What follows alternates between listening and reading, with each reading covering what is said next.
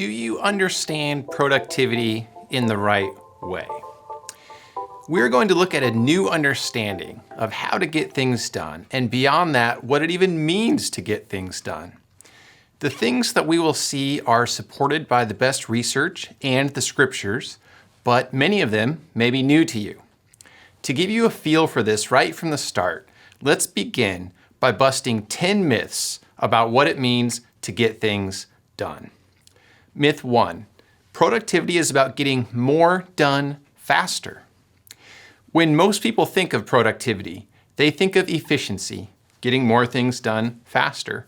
While efficiency is important, it is actually secondary. More important than efficiency is effectiveness, getting the right things done. Efficiency doesn't matter if you're doing the wrong things in the first place. Myth number 2, the way to be productive is to have the right techniques and tools. Using great tools and the most helpful techniques is a lot of fun, but like efficiency, it is secondary.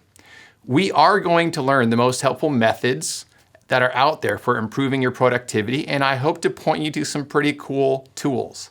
But one of the central tenets of this book is that the foundation of effectiveness is not first techniques and tools, but rather character. Effectiveness is a function of two things, character and competence, not competence alone. The only way to truly make the best decisions is to first be the right kind of person, which is exactly what 2 Peter chapter 1, verses 5 through 8 shows us. Myth number 3, it is not essential to give consideration to what God has to say about productivity. Now, I don't want to imply that you have to be a Christian to get things done or to write on how to get things done. Much of this is in the realm of common grace, and we have a lot that we can learn from people of all perspectives. The problem is if we stop there. For example, we often go about our planning as if it was just like any other activity. But the scriptures teach that to make plans without acknowledging God is not just wrong, it's arrogant. That's James chapter 4, verses 13 through 17. There are very significant things that we miss if we do not give serious consideration to what God has to say on these matters. Myth number 4, it is not essential to make the gospel central in our view of productivity. The way to become productive is not, first of all, to try harder, even if the focus of our efforts is the development of our character. The true power behind our productivity comes from realizing that through faith in the gospel, we are accepted by God in Christ apart from what we do. This puts the wind in our sails and unleashes the power of the Spirit in our lives. That's Galatians 3:5. Myth number 5, the way to be productive is to tightly manage yourself and others.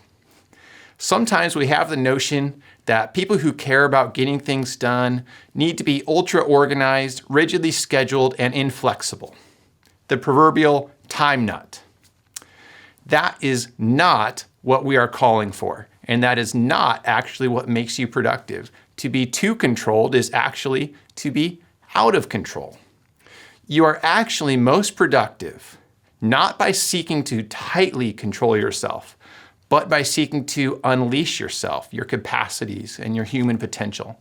The best productivity comes from engagement, not control and mere compliance. This approach to productivity naturally follows from a right understanding of the gospel, as the gospel is all about freedom.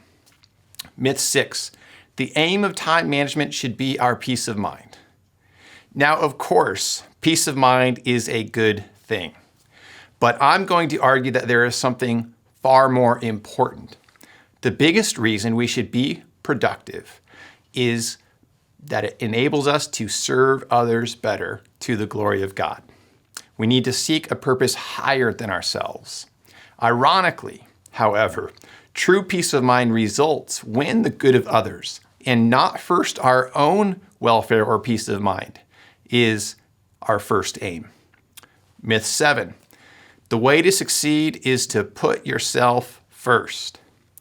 It is often thought that the way to advance and be successful is to put yourself first and crush others, or at least not give much consideration to their interests. It turns out that not only is that an unchristian ethic, but it also doesn't work. The biggest trend in the marketplace actually is, as business thinker Tim Sanders has put it, the downfall of the barracudas, sharks, and piranhas, and the ascendancy of nice, smart people. Myth number 8, to-do lists are enough. I made this mistake for years. I read Getting Things Done, which I loved, and created all sorts of next action lists, project lists, and someday maybe lists.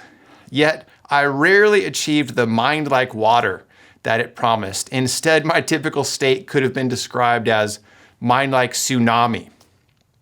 What I came to realize is that time is like space. If we don't think in terms of a basic schedule and having time slots for our next action lists and main type of tasks, we easily end up in overload. Myth number 9, productivity is best defined by tangible outcomes. We often think of productivity as getting concrete physical things done, emails sent, widgets made, and assignments completed. These things are important, but productivity is also about intangibles, relationships developed, connections made, and things learned. And myth number 10, the time you spend working is a good measure of your productivity. Being at your desk does not equal being productive, and organizations should no longer measure an employee's productivity that way. At the same time, other things take far longer than you would think. In fact, sometimes the best way to be productive is actually to be inefficient. You may believe some or all of these myths. This series will help you to not only see why these myths are wrong, but give you an alternative, a view of productivity centered on God and the gospel.